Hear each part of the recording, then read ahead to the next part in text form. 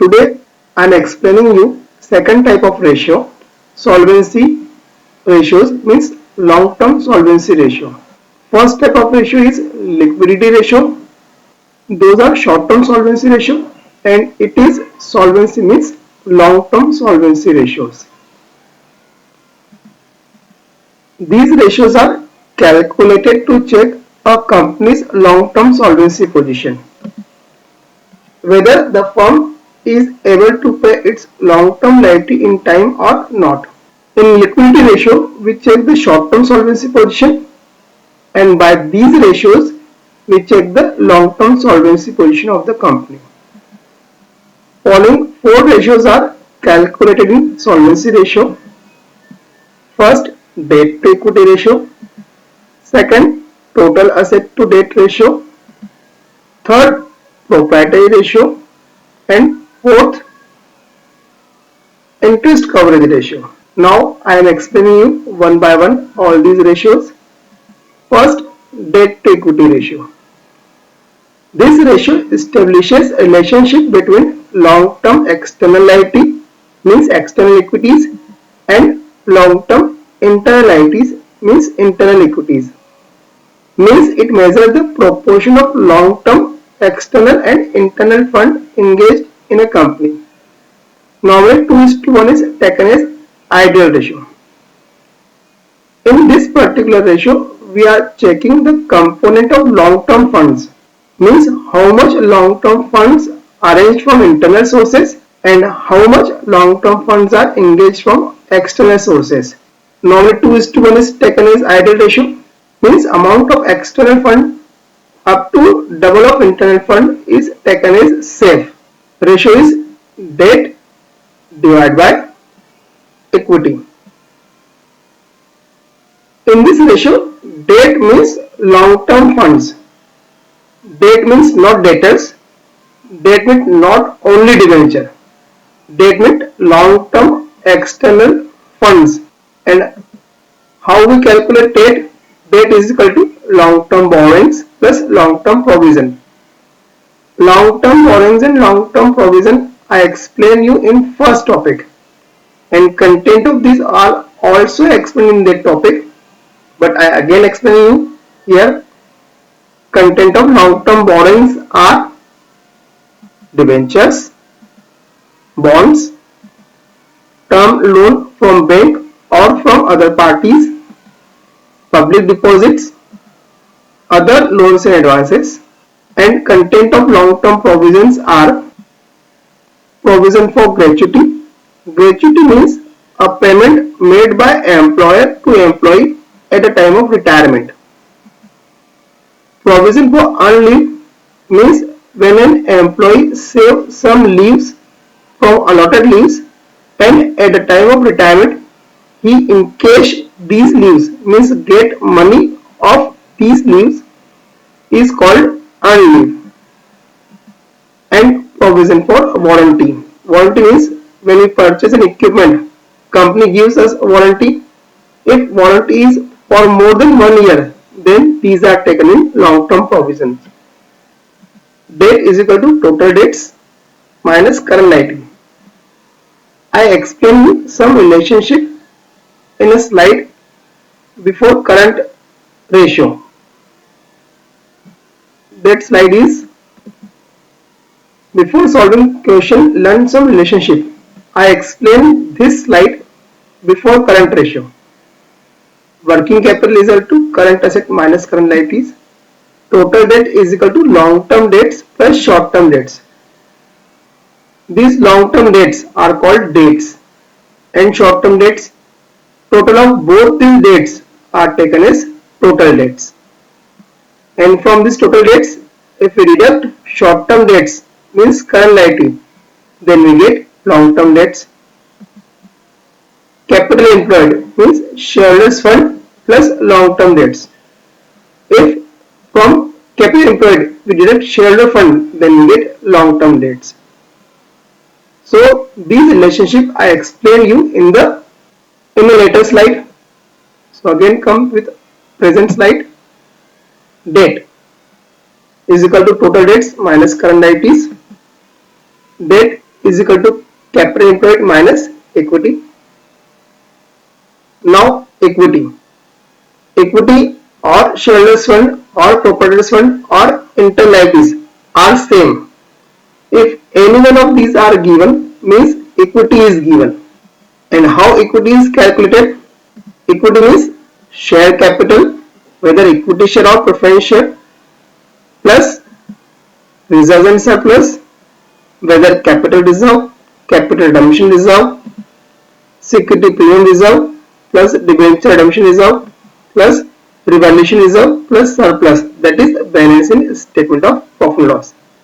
Remember, if loss is given, then you deduct this loss from equity, and if surplus is given, then add the surplus in shareholders fund. We calculate debt from this formula, so we can calculate equity from this formula also. So equity is equal to total assets minus total debts, or equity is equal to capital employed minus debt. Now we solving some question. In this question, some contents are given, and from this content we have to identify items of debt and equity ratio.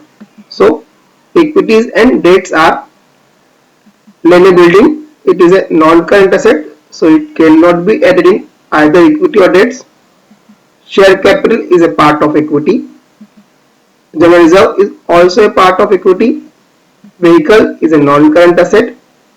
Surplus, it is a part of equity. Again, remember that if loss is given or debit balance is given, then we deduct this amount from equity. Prepaid expenses is a current asset. Machinery is a non-current asset. Sundry creditor is a current liability. Debentures are content of debt. Bills payable current liability. Long-term provision is content of debt. Inventory is a current asset. Public deposit is a content of debt. Trade investment is non-current asset. So total equities are 1,50,000 and total debts are 3 lakh rupees. And formula of debt to equity ratio is debt divided by equity, that is 3 lakh divided by 1,50,000, 2:1. In next question, some relationships are given and 3 items are given: total assets, total debts and current liabilities.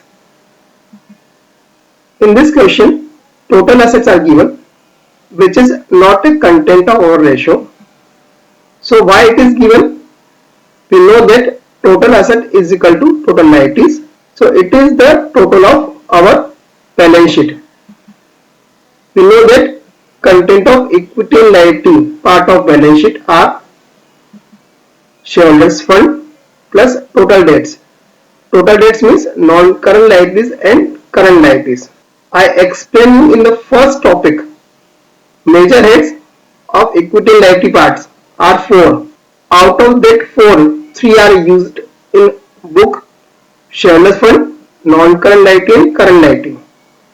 And total of non-current liability and current liability is called total debts. So shareholder fund plus total debts is equal to total of balance sheet. Total debts means non-current liability plus current liability. Shareholder fund is not given. Total debts are 4 lakh and total asset is a total of balance sheet, so it is total of liability. So shareholder fund is 5 lakh minus 4 lakh is equal to 1 lakh. Now we have to calculate debt. We know that debt means non-current liabilities plus current liabilities is equal to total debts. Total debts is given in question. So with the help of total debts, we can able to calculate non-current liability. Current liability 1 lakh and total debts are 4 lakh. So non-current liabilities are 4 lakh minus 1 lakh is equal to 3 lakh. So now we have debt and equity both. So ratio will be debt divided by equity. Debt 3 lakh and equity 1 lakh, that is 3:1. In next question, again some relationships are given. You can solve any question by remembering relationship, or you can make a memorandum balance sheet. By any of these two methods, you can solve questions. In this question, content of debts are given, but content of equities means shareholder fund are not given, but some relationships are given. So first we have to prepare a memorandum balance sheet. Memorandum balance sheet.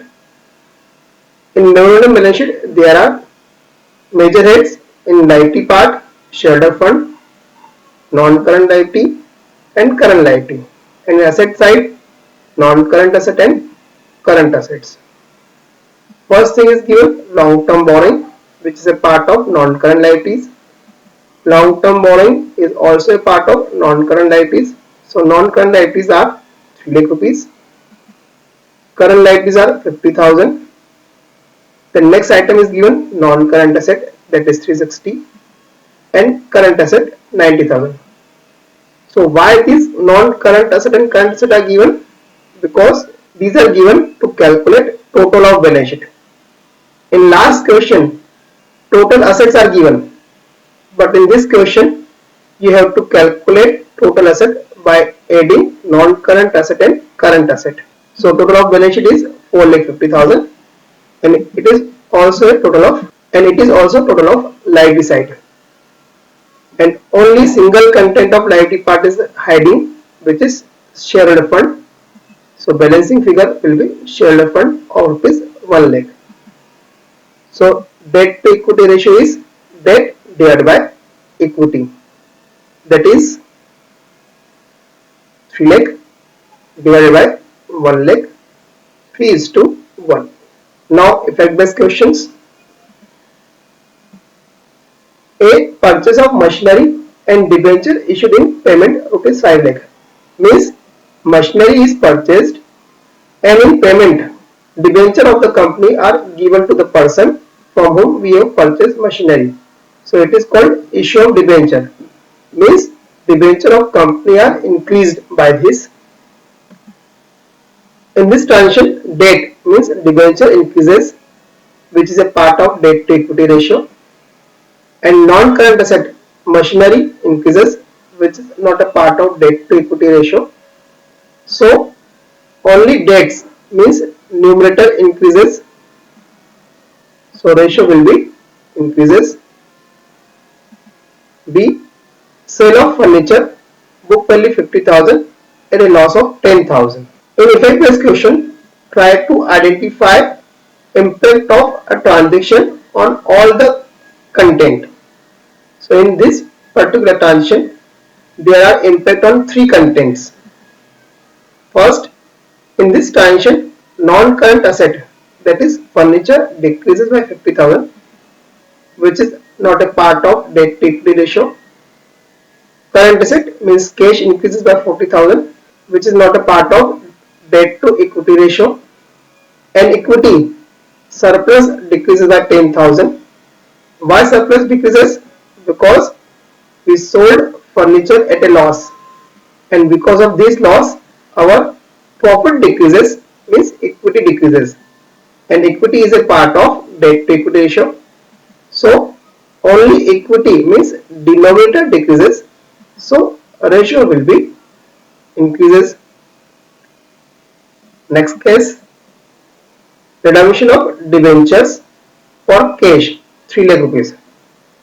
Redemption of debenture means what? Repayment of debenture. In first case, we issue debenture, means we giving debenture to other person in payment. And now in this case, we redeeming debenture, means we are paying money to those person who have the debentures. Redemption of debenture means payment of debenture. In this transaction, current asset cash decreases, which is not a part of debt to equity ratio, and current liability debenture decreases. And a question arises in your mind that debenture is a non-current liability.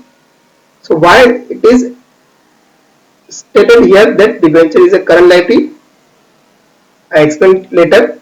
But in this case, debenture is a current liability, which is not a part of debt to equity ratio. So no change in any content of ratio, hence ratio will not be changed. Now question arises that why debenture are treated as current liability? It is because when a liability which is going to be payable within 12 months from the date of balance sheet, then it is treated as current liability. Except of this case, debenture are always non-current liability. So remember, debenture is a non-current liability. But when debenture are to be redeemed in a year, then in that particular year, debenture are treated as current liability. Next case, issue of bonus share. First, understand what is bonus share. Bonus share means company issued share to its shareholder without getting any money. Means share given at zero value. Means at no cost. Why company is doing so? Because you know that in 11th we added total profit to capital. But in companies, profit is not added to capital but distributed to shareholder as a dividend. But mostly companies do not distribute its all profit to shareholder and retain some profit. And when these profit accumulated, then by these profits company issued bonus share. So issue of bonus share. In this transaction, equity means share capital increases, which is a part of debt to equity ratio, and again equity means reserve and surplus decreases, which is a part of debt to equity ratio. So no change in equity means no change in ratio. Next, declaration of final dividend means company declaring dividend out of its profit to shareholder. In this transaction, equity means surplus decreases, which is a part of debt to equity ratio, and current liability means proposed dividend decreases, which is not a part of debt to equity ratio. So only equity means denominator decreases, so ratio will be increases. Next, conversion of debenture into equity share. In last C case, we redeem the debenture means we paying the money to debenture holder. But in this case, we are not paying money to debenture, but we are giving equity share in place of debenture. In this transaction, debt, that is debenture decreases, which is a part of debt to equity ratio, and equity share capital is increases, which is a part of debt to equity ratio. It is a very good example in which both numerator and denominator changes in different direction or opposite direction, but the impact will be in same direction. Debt means numerator decreases, and you know that when numerator decreases, ratio will be increases, and equity means denominator increases, and by both of these ratio will be decreases. Numerator decreases, then ratio decreases, denominator increases, then ratio is decreases.